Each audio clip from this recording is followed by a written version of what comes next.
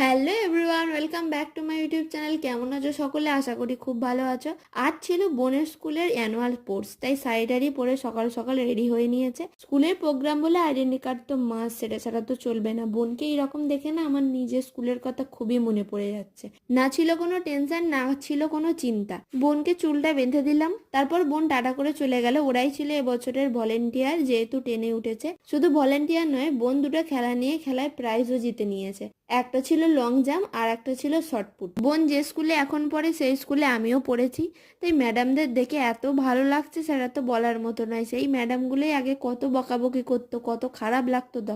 এখন যেন মনে হয় সেই লাইফটা যদি আর একবার ফিরে পাওয়া যেত তাহলে কতই না ভালো হতো। তোমরা কে কে নিজের স্কুল লাইফটা মিস করো কমেন্ট করে অবশ্যই জানিও। দেখা হচ্ছে তোমাদের সাথে নেক্সট ব্লগে। আজকের মতো এটুকুই, টাটা।